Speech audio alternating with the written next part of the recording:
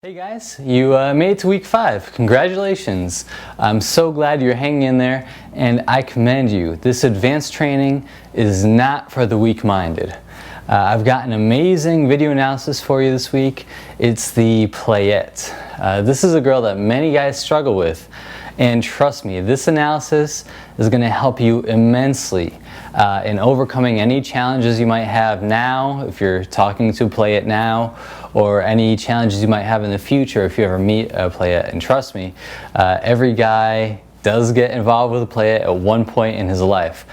So this is a very important series. The playette is a very unique type of woman. Let's take a closer look at her profile. Okay, playette is a TDI, tester, denier, idealist. So being a tester means that she's very flirtatious, becomes comfortable very quickly with guys if she's attracted, and open to dating multiple guys, even two in the same day, as you'll see in this interview. So because of that, many guys would think that she's very sexually open. However, the playette is also a denier, which means that she's very cautious about getting physical too soon, and will usually take control of the process in subtle ways. As you'll see in this analysis, the trick is that the more control the guy hands over to her, the more it turns her on and makes it more likely that sex will happen. This is something she talks about at least 3 times throughout the analysis. Keep your eyes open for that, okay?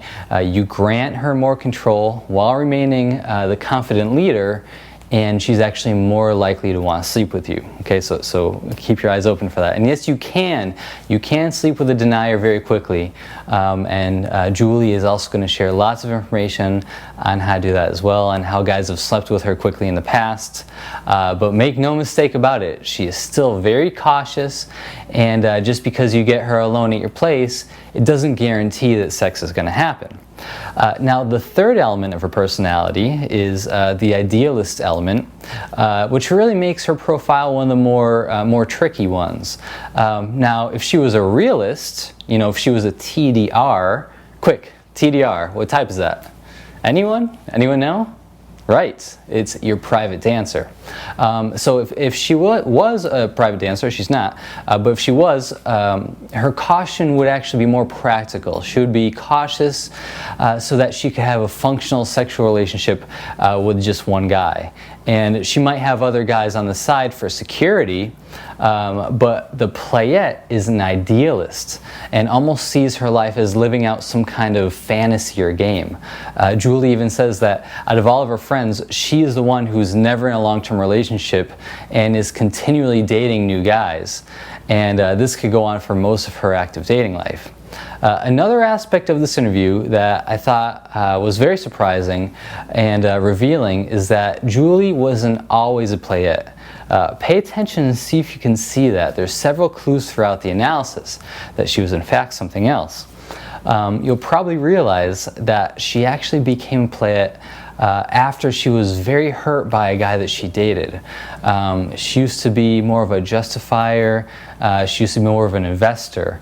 And I've seen many cases where if the heartbreak is bad enough, both of those elements can be transformed or changed into their counterparts. The investor part of her says, okay, I never want to experience that pain again, so instead of just focusing on one guy, I'm going to diversify my emotional investment into several different guys. And in fact, she becomes a tester. And the justifier part of her starts to realize that sexual relationships can lead to very intense emotions. So she becomes more careful with getting physical too soon, especially if it's a guy that might remind her of her ex-boyfriend. So she slowly, over time, becomes a denier. Now, a few guys wrote in and brought up a great question about testers. Do they hang out with more guys, or do they mostly hang out with girls? All right, this is a very good question. One of the criteria that I use to help guys who are just starting out to identify testers versus investors is to figure out if the girl surrounds herself with guys or girls. And as a general rule of thumb, when you're first learning, if you don't know the girl, it will appear that testers are surrounded more by men and investors appear to be more surrounded by women.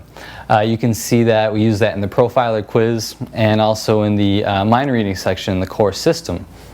Okay, now keep in mind, I also said that the tester-investor element is often the most confusing timeline, all right? This is intentional.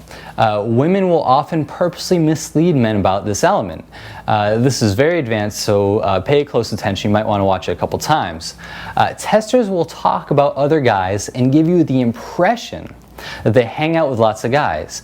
And the reason why is to set up the precedents and expectations so that they can have that they have guy friends so that you can't catch them later on for dating other guys. This is very sneaky.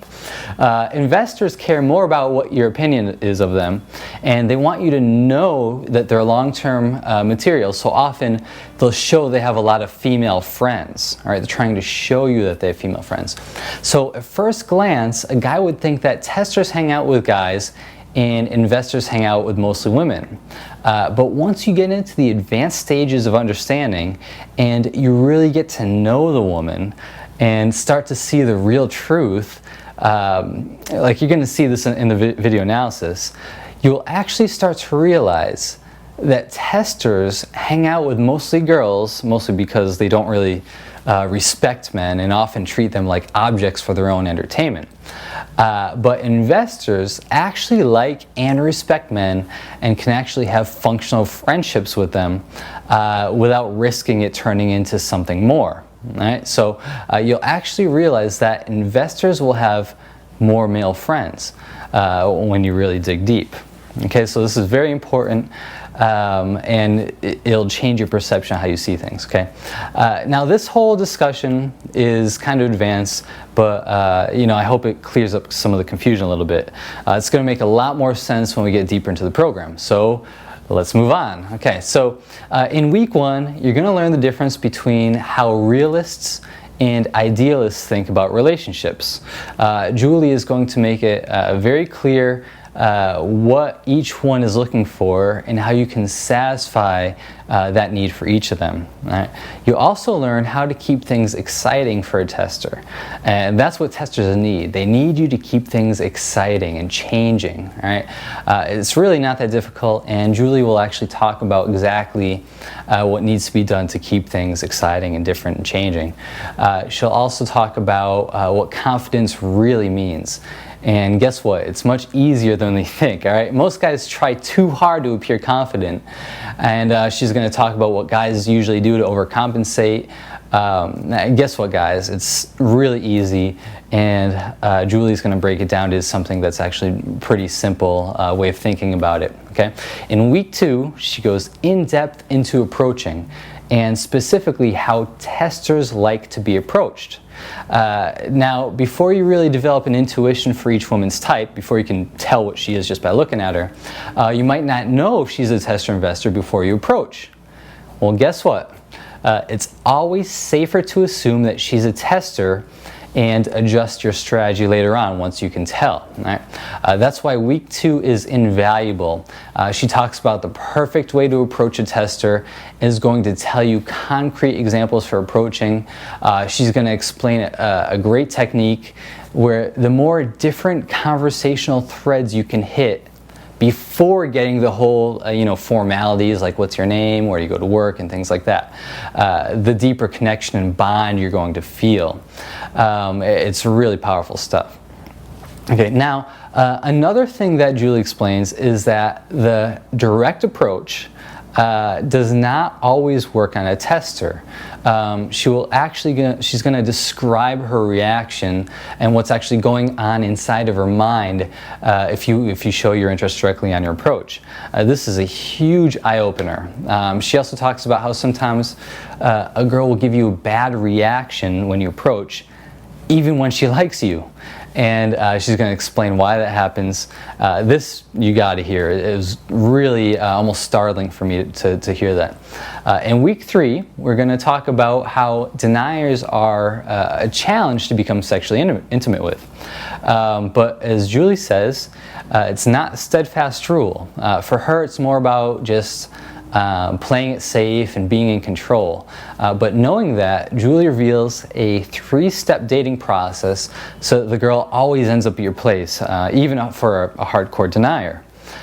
She also talks about how a guy friend of hers managed to turn it into something more, and how he did it with hardly any effort whatsoever. She's going to talk about the exact details of what he actually changed about himself in order to get her to have sex with him. Then she talks about being horny. Yes, women get horny too. And in week 3, she's going to talk about exactly what she does to get men to approach her when she's horny. She talks about some key signals that she gives off when she's in the mood for sex, and exactly what you can do to detect women who are looking to have sex with you immediately. She'll talk about the signals that women give off. Okay. In week 4, she talks about the best way to exchange contact information with a girl who's surrounded by her friends, even when it seems impossible to have a conversation with her. She's going to tell you exactly what to do, what to say to make a quick and easy number exchange without getting rejected. Then she's going to talk about specific places that you can touch her to get her turned on. Also, she tells you what you should never do in the bar or in a public place. Here's a hint. It's something that her and her friends, her and all of her girlfriends, always make fun of when they see it. So make sure you never do this when you're in public with a girl. Okay? Then she's going to talk about exactly how to behave if you want to have sex with her that night. It's something that's very counterintuitive, but if you pay attention, it makes total sense. Most guys try to get her to go directly to his place, and it usually never works, especially with a denier. She tells you exactly what to do instead, and the golden mindset behind why it works. She wraps up week 4 with some of the best threesome advice I've ever heard. She actually went and found a girl for her and her boyfriend to have a threesome with on his birthday. But here's what's interesting. She explained some very specific things that he did to motivate her to do that. And it all had to do with how he made her feel. Okay? This actually surprised me when I heard it.